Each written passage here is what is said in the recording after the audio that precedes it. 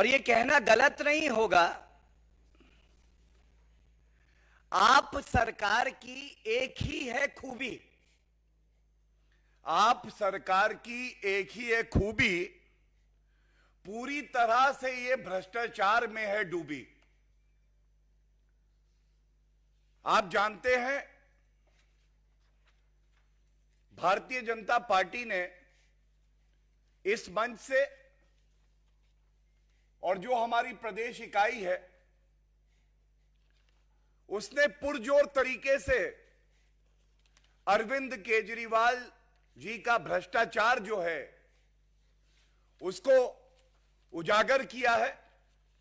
जनता की आवाज बनके, चाहे वो आबकारी घोटाला हो, चाहे वो क्लासरूम घोटाला हो, और आज डीटीसी की जो बसेस हैं उसमें भी एलजी महोदय ने सीबीआई जांच की सिफारिश को स्वीकार करके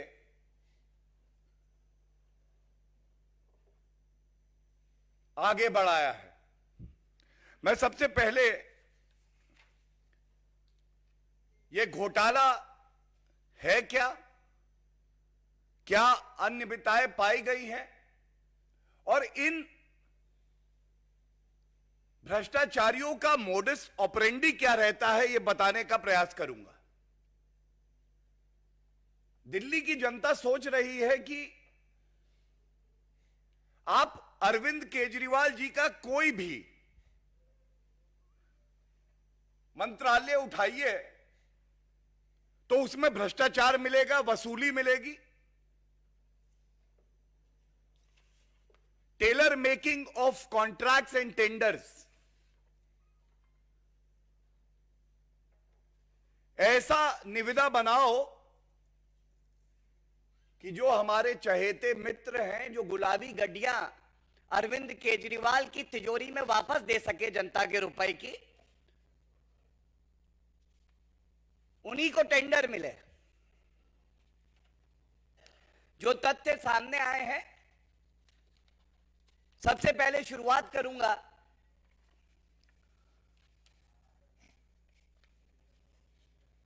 अरविंद केजरीवाल जी जब चुनाव दिल्ली का लड़े तो इनकी 10 गारंटी थी।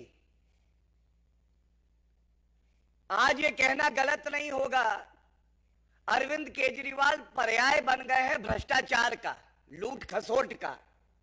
और एक गारंटी है, अरविंद केजरीवाल है तो भ्रष्टाचार है। कहते थे कि दिल्ली में 11,000 से ज्यादा डीटीसी बस देंगे।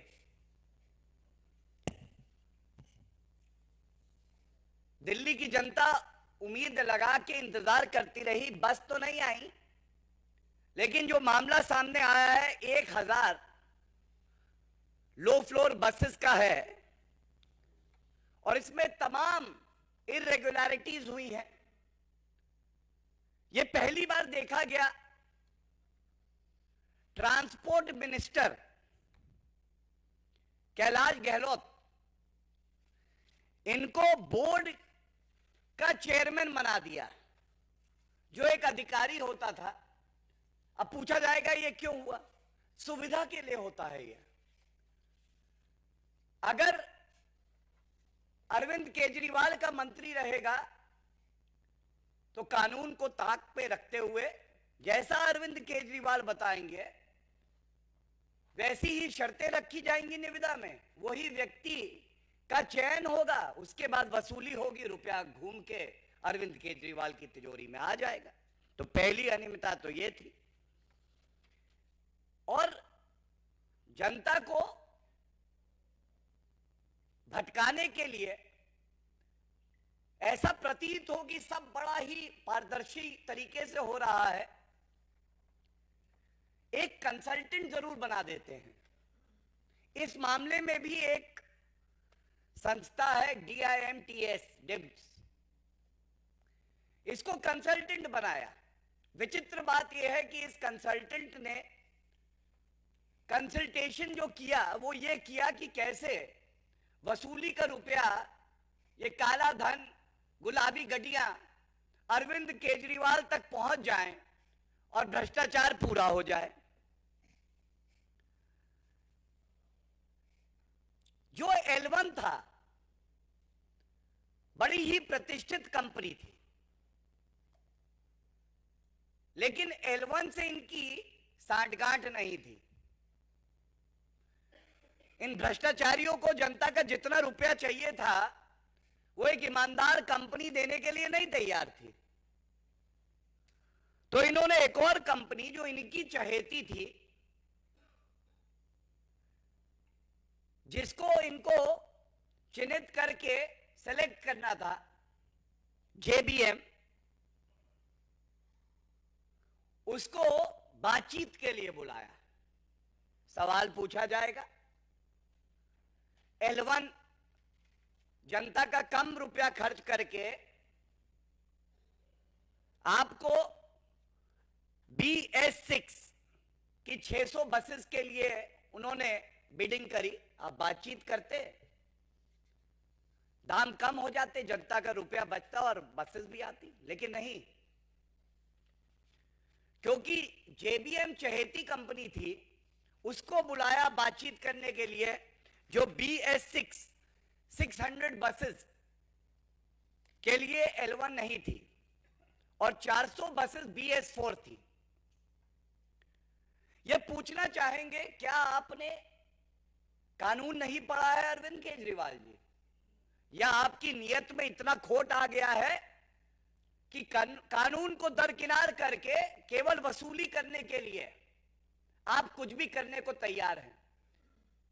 There are multiple judgments of the Honorable Supreme Court that there has to be a level playing field.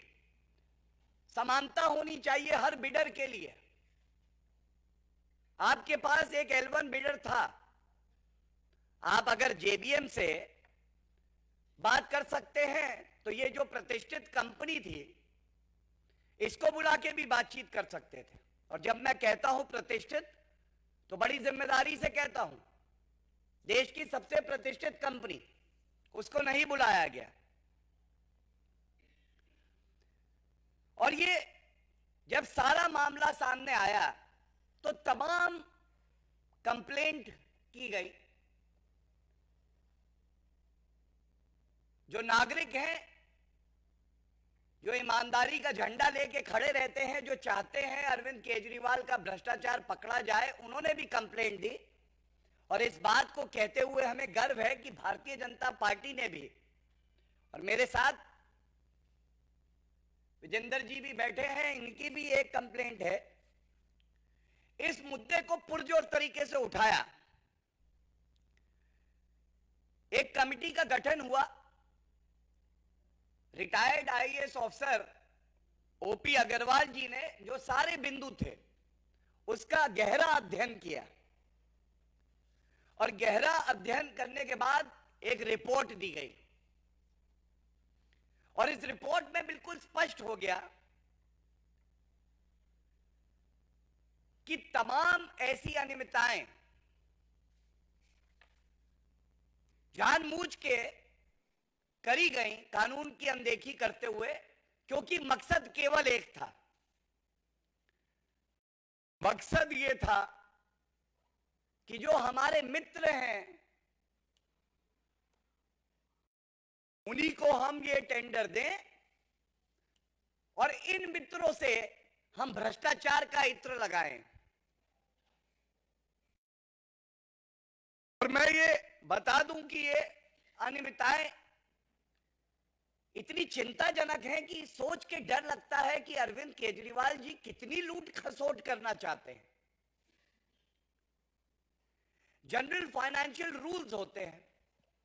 Arvind Kejriwal ji, आप बताइए, जनरल फाइनेंशियल रूल्स का पालन आपने क्यों नहीं किया? आप अपने आप को संविधान से और कानून से ऊपर समझते हैं। एक मैनुअल है प्रोक्योरमेंट ऑफ गुड्स, उसकी गाइडलाइंस हैं, आपने उसका भी पालन नहीं किया। ऐसा क्यों है? और जैसा हमने आपके समक्ष रखा था जब क्लासरूम घोटाला हुआ था, सीवीसी की अपनी गाइडलाइंस हैं कि जब सरकारी रुपया खर्च होगा तो पारदर्शिता भी होनी चाहिए और जितने मानक हैं उन सब का पालन करना जरूरी है। और पुनः अरविंद केजरीवाल जी ने कहा कि नहीं, सीवीसी जरूरी नहीं है, मेरे लिए तो करप्शन जरूरी है। अगर मैं आया हूं तो करप्शन तो करूंगा ही करूंगा, जनता का रुपया तो मुझे लूटना ही है। ये जो सवाल हम लोग यहां से पूछ रहे हैं, ये गंभीर सवाल हैं। और सबसे महत्वपूर्ण, जो 1000 बसेस आनी थी, इनकी मेंटेनेंस का ठेका भी इस तरह से बनाया गया कि जो इनबिल्ट 3 साल की मेंटेनेंस होती है मुफ्त, आप किसी से नई बस लेंगे तो वो कंपनी आपको कुछ साल के लिए मेंटेनेंस देगी, उसको जोड़ दिया मेंटेनेंस कॉन्ट्रैक्ट में, जिससे कि भारी रकम हम दें इस कंपनी को, वापस हमारे पास घूम के आए, और जो इनबिल्ट मेंटेनेंस प्राइस में है उसको दोबारा फैक्टर इन कर दिया इन्होंने अपने मेंटेनेंस कॉन्ट्रैक्ट में। ये कुछ प्रमुख बिंदु मैंने आपके समक्ष रखे, और तथ्य हैं जो भी रखे जाएंगे, लेकिन अब मैं कुछ मुख्य बातें आपके समक्ष रखना चाहता हूं। जब सत्येंद्र जैन जेल की सलाखों के पीछे गए, उससे पहले उनको सर्टिफिकेट अरविंद केजरीवाल ने दिया था कि कट्टर ईमानदार हैं। ईमानदारी देखिए, 3.5 महीने से जेल में है। लेकिन एक बदलाव आया। आज मैंने प्रेस वार्ता सुनी आम आदमी पार्टी की, एक गंभीर आरोप आता है। जो अपने आप को कट्टर ईमानदार पार्टी कहती है, उसका प्रवक्ता आके ये नहीं कहता है कि घोटाला नहीं हुआ। आप इस बात पे ध्यान दीजिएगा। आज आम आदमी पार्टी ने यह नहीं कहा कि घोटाला नहीं हुआ, उन्होंने एक और मुद्दे को उठाया, और जो उनका मूल चरित्र है कि मुख्य मुद्दे से भटका दो, सही काम को लटका दो, वही काम आज कर रहे थे। अगर आप मुख्य मुद्दे से भटकाएंगे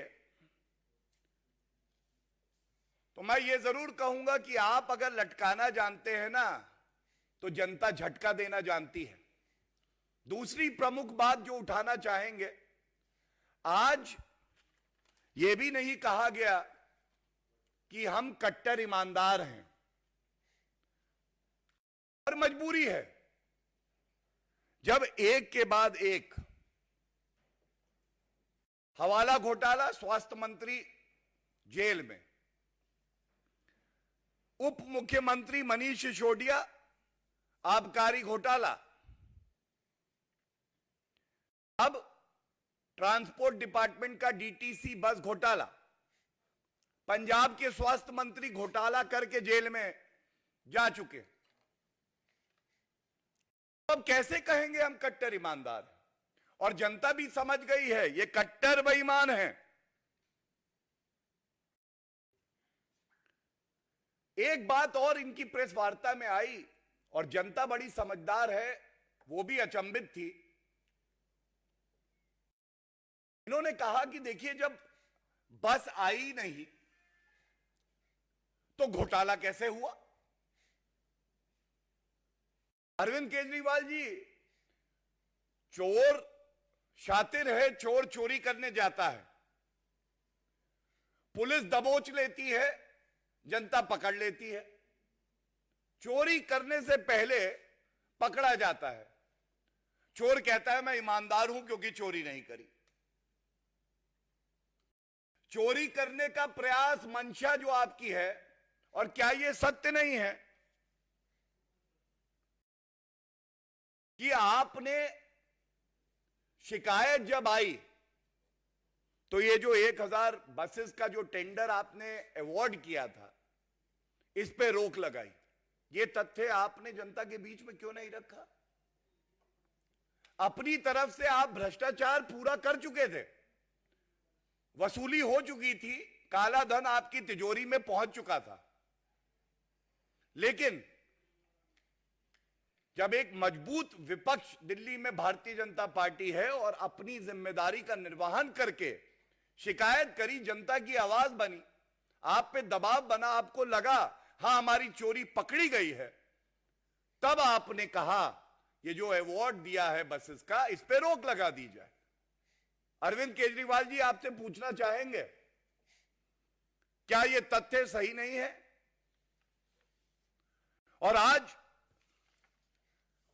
ये जरूर आपसे पूछा जाना चाहिए,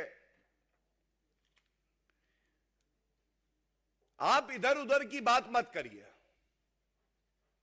आप हमें जो प्रश्न हम यहां से उठा रहे हैं उनका उत्तर जरूर दीजिए। आप ये बताइए,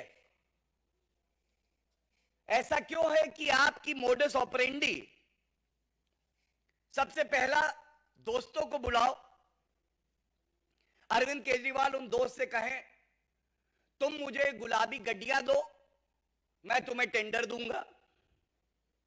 उसके बाद ये जो चहेते हैं ये बैठते हैं अरविंद केजरीवाल जी के साथ। ये मोडस ऑपरेंडी का दूसरा कदम है। टेंडर दिल्ली की भ्रष्टाचारी सरकार में सरकार नहीं बनाती है, वो मित्र बनाते हैं। वो बताते हैं अरविंद केजरीवाल जी थोड़ा सा क्वालिटी कम हो जाए चलेगा, रुपया बढ़ा देते हैं आपका। कहें ठीक है भाई। तो टेलर मेकिंग ऑफ टेंडर, काट छाट ऐसी करो कि कोई और ना क्वालिफाई करे, केवल मित्र ही आए। तीसरा, फिर केवल मित्रों को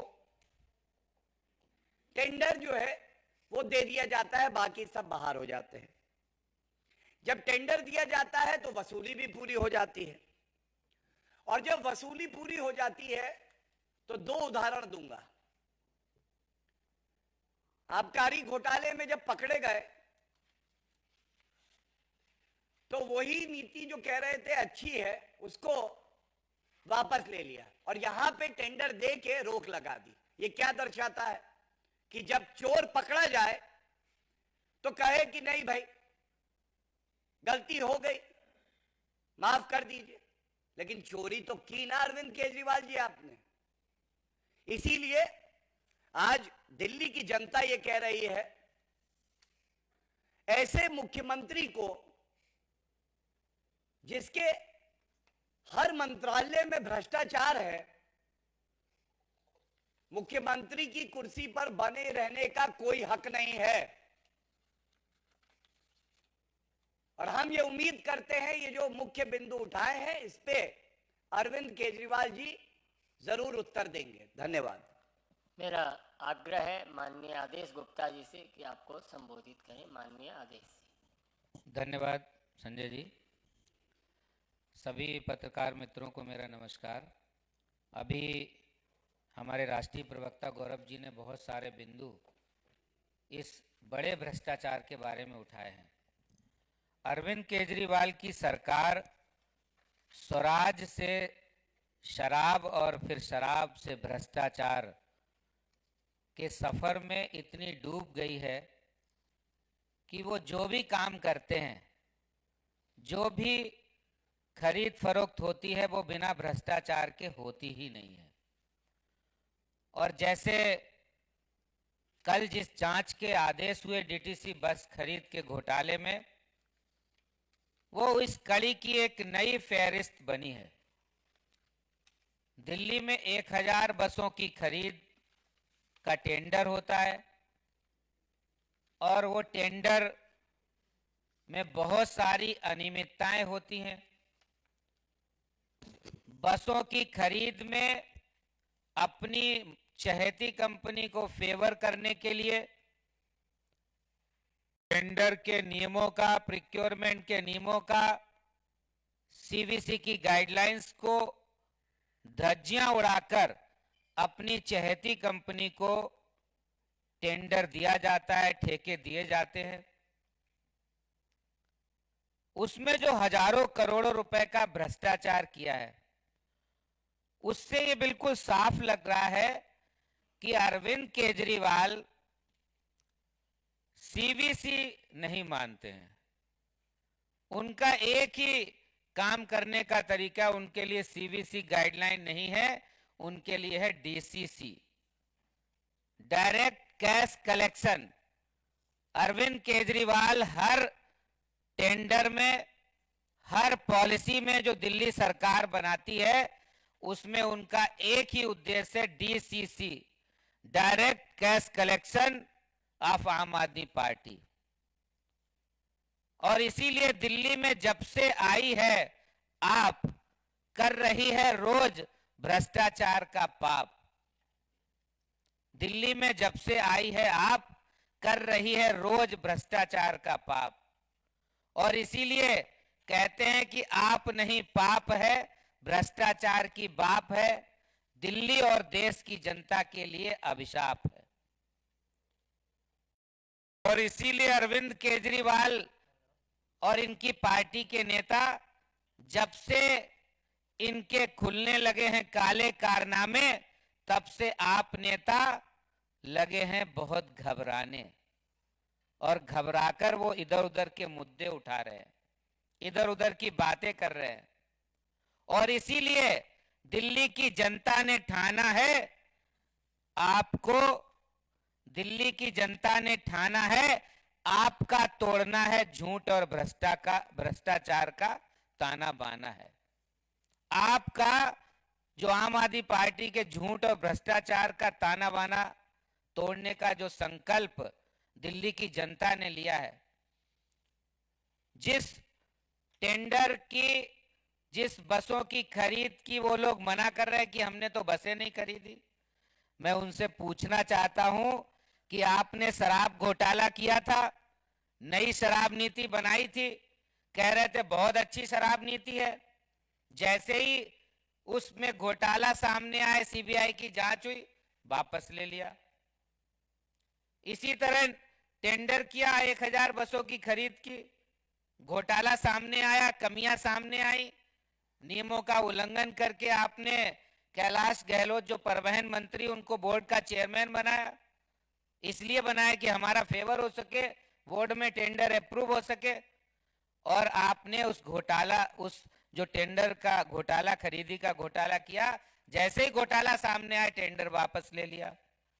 तो एक नहीं, अनेक घोटाले, लूट सामने आ रही है, और जब वो पकड़ी जा रही तो आप मुद्दे को भटकाने की बात कर रहे हैं।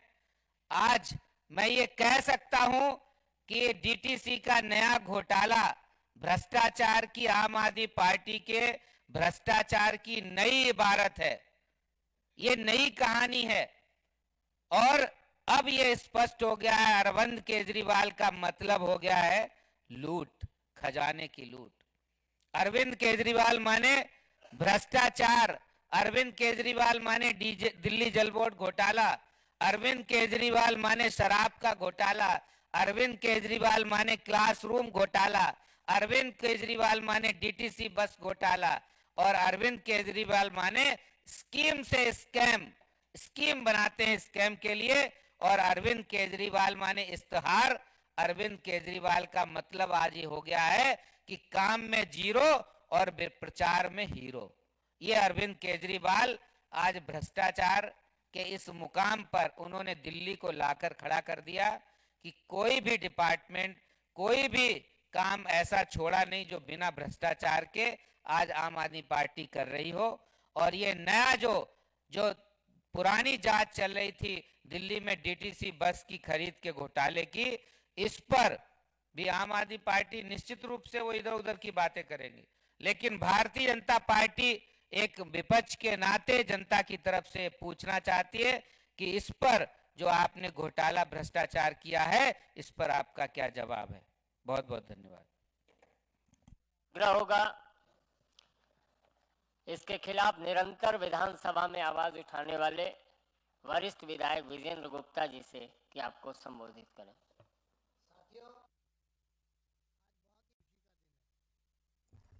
क्योंकि 4.5 साल के लंबे संघर्ष के बाद भ्रष्टाचारियों की पोल अब खुलने के कगार पर है। मैं संक्षिप्त में 2018 से शुरू करता हूं। 1 जून 2018 को एक षड्यंत्र के तहत दिल्ली के ट्रांसपोर्ट मिनिस्टर को डीटीसी के बोर्ड का चेयरमैन नियुक्त किया गया। ये हैरानी प्रकट करने वाला ये फैसला था, क्योंकि डीटीसी के इतिहास में 1970 से लगभग 52 वर्ष में ऐसा कभी नहीं हुआ कि डीटीसी का चेयरमैन कोई पॉलिटिकल आदमी बने। लेकिन चूंकि भ्रष्टाचार की नींव रखी गई 1 जून 2018 को, ये जो 1000 लो फ्लोर बसेस खरीदने का मामला है, ये तभी से चल रहा है। जून 1 को चेयरमैन की अपॉइंटमेंट होती है और जून के महीने में ही एक दागदार कंपनी जेबीएम लिमिटेड, उसका पदार्पण दिल्ली की सरकार में होता है और वो एक प्रपोजल लेकर आता है और वो प्रपोजल दिया जाता है। देखिए प्रपोजल कितना मजेदार है। प्रपोजल में था कि बस खरीदेगी सरकार, लेकिन उसका जो रजिस्ट्रेशन होगा उसमें 2 को ओनर होंगे, एक जेबीएम और एक दिल्ली की सरकार। प्रॉपर्टी सरकार की, लेकिन को ओनरशिप एक प्राइवेट आदमी के साथ। दूसरा, टेंडर कोई नहीं होगा, बिना टेंडर के उसके प्रपोजल पर ओके। तीसरा, उसको 14,000 रुपए प्रतिदिन सरकार पेमेंट देगी। बस सरकार की, सीएनजी सरकार की, कंडक्टर सरकार का 14,000 रुपए पर डे देगी। 14,000 रुपए पर डे का मतलब है 4 लाख रुपया पर महीने और लगभग 10 साल में 5 करोड़ रुपया। बस की कीमत 70 लाख रुपए। हमने ये मामला वहां से उठाना शुरू किया। मैं नेता विपक्ष था। अगस्त 2018 में ये मामला जब प्रकाश में आया और सदन में इस मामले को ले जाने के लिए जो हमने प्रेस वार्ता की, तो उसके बाद इस पूरे प्रपोजल को दबा दिया गया। फिर एक नई शुरुआत हुई जुलाई 2019 में, और जुलाई 2019 में जो L1 था उसको वर्क ऑर्डर नहीं दे रहे, L2 से नेगोशिएशन कर रहे हैं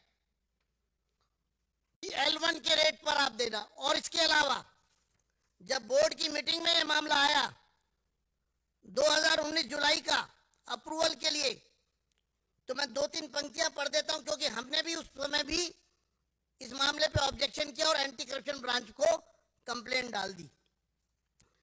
इसमें एडिशनल चीफ सेक्रेटरी मीटिंग में कहते हैं, made queries about the manner in which the tender has been dealt by the DTC and it was pointed out by her that this was one tender, but the DTC is processing the same as if there are 2 separate tenders for the BS4 and BS6. Tender एक, लेकिन उसको split कर दिया board की meeting में लाकर work order देते वक्त। उसके बाद अधिकारियों ने, मिनट्स की कॉपी है मेरे पास, जुलाई 19 में जो टेंडर हुआ उसकी मीटिंग जो हुई, बोर्ड मीटिंग, 6ठी बोर्ड मीटिंग 19 की 10/12/2019 को, उसमें पूरा एक वर्बेटम है कि किस तरह एडिशनल चीफ सेक्रेटरी ने उसका विरोध किया, और बाद में लास्ट में ये तक कहा कि it was further informed by additional chief secretary transport that a request letter dated 27/11/19 has also been received from anti-corruption branch government of NCT of Delhi for seeking prior approval of of the competent authority under section 17A PC act 1988। यानी कि एक तरफ ACB जांच करने के लिए एक permission मांग रही है, चीफ सेक्रेटरी बता रहे हैं मीटिंग में, और पूरा हवाला दिया है कि ये पूरा गड़बड़ है, घोटाला है, गड़बड़ झाला है, ये हम जेबीएम को वर्क ऑर्डर नहीं दे सकते। लेकिन मंत्री का दबाव लगातार बना रहा, और उसके बाद जब लगा कि मामला जमेगा नहीं, तो उसके बाद उसको फिर ड्रॉप कर दिया। फिर एक शुरुआत की मार्च 2020 में, और मार्च 2020 में इन्होंने एक शुरुआत की और जनवरी 2021 को एक वर्क ऑर्डर इशू किया लगभग 4,500 करोड़ रुपए का, और उसमें स्कोप था 250 बसेस और बिना टेंडर के खरीदने का, जिसके भी वर्क ऑर्डर का पार्ट बना दिया गया, और बाद में फिर अगली मीटिंग स्पेशल कॉल की गई, उसको विड्रॉ किया गया। तो 250 यानी 25%, तो यानी कि 5500 करोड़ रुपए का लगभग ये एक वर्क ऑर्डर। आपको मैं बताना चाहता हूं कि दिल्ली की सरकार के इतिहास में आज तक एक वर्क ऑर्डर, एक प्रोक्योरमेंट इन वन गो इतनी बड़ी कभी हुई ही नहीं थी।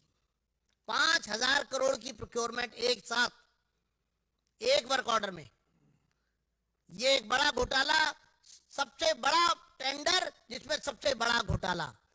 बस की कीमत 87 लाख रुपए, लेकिन उसकी एएमसी 4 गुना ज्यादा। बस की कीमत 870 करोड़ रुपए और एएमसी जो है वो 3500 करोड़ रुपए है। 45 रुपए पर किलोमीटर। जिस दिन नई बस सड़क पर उतरेगी, पहला किलोमीटर चलेगी, उस पर 45 रुपए पर किलोमीटर प्राइवेट बिडर को मिलेगा, प्राइवेट कंपनी को मिलेगा। अब आप समझिए कि बस सरकार की, ड्राइवर सरकार का, सीएनजी सरकार की, डिपो सरकार की, कंडक्टर सरकार का, सब कुछ सरकार का।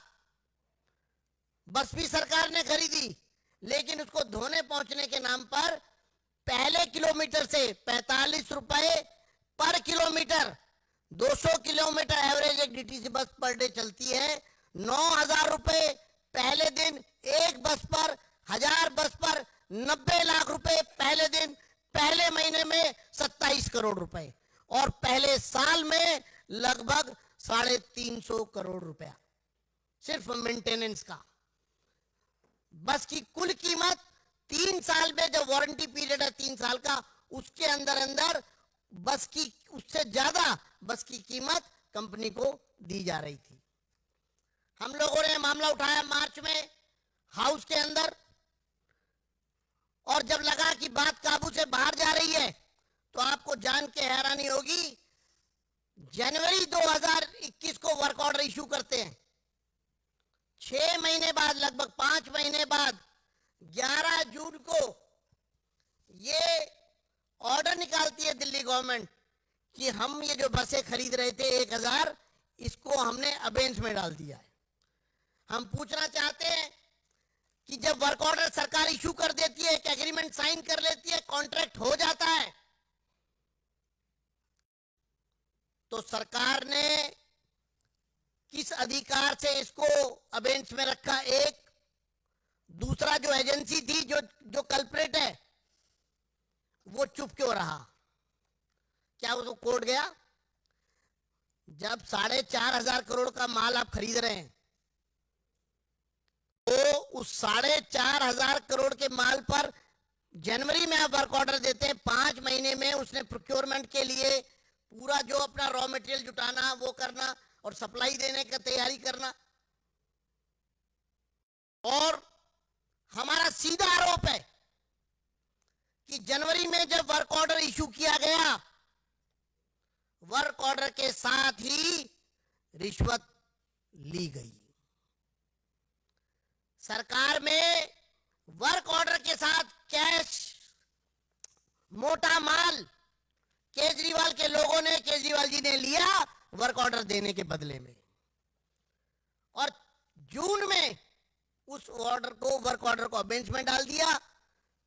16 जून 2021 को लेफ्टिनेंट गवर्नर ने एक कमेटी गठित की।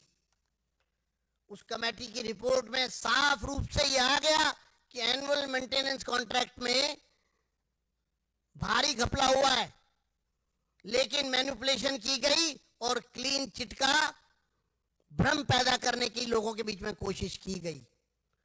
उसके बाद मामला सीबीआई को सौंप दिया गया 16 अगस्त 2021 को, और 21 सितंबर 2021 को सीबीआई ने प्राथमिकी दर्ज कर ली। अब आप देखिए,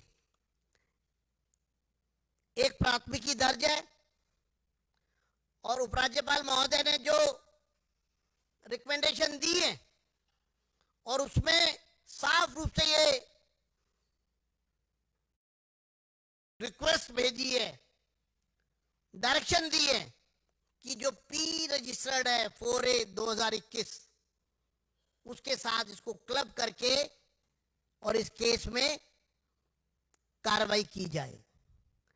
आपको मैं बताना चाहता हूं डीटीसी की हालत क्या है। 2014-15 में जब ये लोग आए थे तो डीटीसी का घाटा था 1019 करोड़ 36 लाख रुपए सालाना 2014-15 में। आज वो घाटा बढ़कर के लगभग 2200 करोड़ रुपए सालाना हो चुका है। डीटीसी 2200 करोड़ रुपए सालाने में नुकसान में, और ये घाटा लगातार बढ़ रहा है। आज डीटीसी के पास जितनी बसें डीटीसी की चल रही हैं, वो सारी बसें 7.5 लाख किलोमीटर से ज्यादा चली हुई है और 12 साल से ज्यादा पुरानी है। यानी कि कंडम बसें हैं, उनकी मेंटेनेंस पे आप जानते हैं इन्होंने एक एग्रीमेंट किया जिसके मिनट्स मेरे पास हैं कि जो बसें एक्सपायर्ड हो गई हैं, जिनका टाइम पीरियड पूरा हो चुका है, जो 7.5 लाख किलोमीटर चल चुकी है, हर बस का 50 लाख रुपया मेंटेनेंस का कॉन्ट्रैक्ट किया है। 1000 बसेस पर 500 करोड़ रुपए की पेमेंट सरकार के खजाने से जा चुकी है 3 साल की मेंटेनेंस के लिए सिर्फ, और इतने में नॉन एसी बस आती है। तो साथियों, मैं इतना कहूंगा अंत में कि ये कोई छोटा मोटा घोटाला नहीं है, ये बहुत बड़ा घोटाला है जो इनके प्रवक्ता लोगों को गुमराह करने की कोशिश कर रहे हैं। मैं उनको खुली चुनौती देता हूं कि वो खुले मंच पर आकर हमसे बहस करें, लोगों के सामने आए, और जिस घोटाले में भ्रम पैदा कर रहे हैं, टेंडर तो हुआ ही नहीं, उसके वर्क ऑर्डर को अबेंच में रखा गया, कैंसिल नहीं किया गया, वो भी आपके सामने है। धन्यवाद। आपके कोई प्रश्न हो तो पूछ सकते हैं। मोहित भट्ट।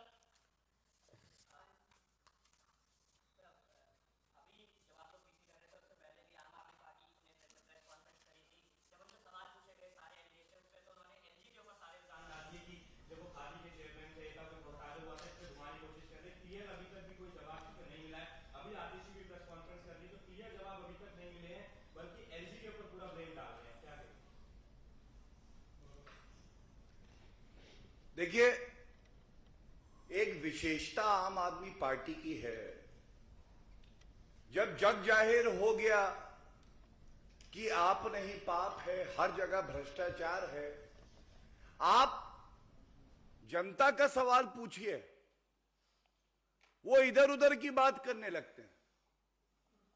और मैं ज्यादा समय ना लूं, लेकिन एक बात जरूर कहूंगा, आबकारी घोटाले में विदेशी न्यूज़पेपर दिखाने लगते हैं, हमारे एमएलए को तोड़ा जा रहा है, तथ्य बाद में सामने आ जाते हैं। आज सच्चाई यह है कि दिल्ली की जनता को जो सुविधाएं मिलनी चाहिए थी उसमें आप घोटाला कर रहे थे, भ्रष्टाचार कर रहे थे, काली कमाई इकट्ठा कर रहे थे। और अरविंद केजरीवाल जी, आप मस्त रहे, जनता त्रस्त रहे, यही आपका उद्देश्य है, यही मकसद है। और कोई प्रश्न?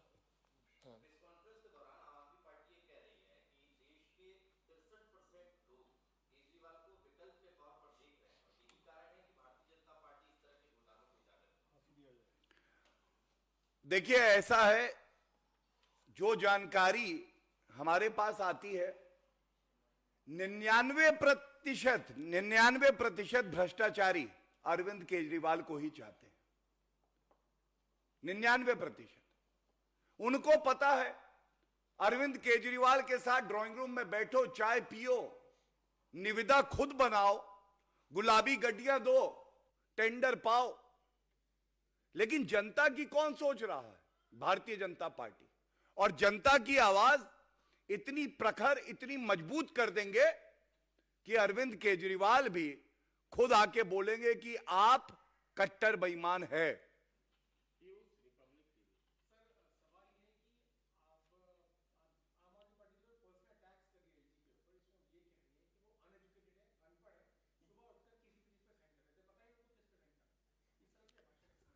मैंने वो सुना और मैं आपका धन्यवाद देना चाहूंगा।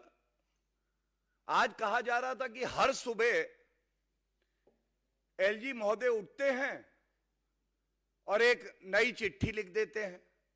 जनता तो ये कह रही है कि ये जरूरत क्यों पड़ती है कि हर सुबह जब हम उठते हैं तो आम आदमी पार्टी का एक और भ्रष्टाचार सामने आ जाता है। और जिस तरह से एक व्यक्ति कानून का सहारा लेके आपको डेफेमेशन का नोटिस देता है और उसको फाड़ दिया जाता है, यह खुद में दिखाता है कि आम आदमी पार्टी एक अराजक अपराध पार्टी है। अराजक अपराध पार्टी आप।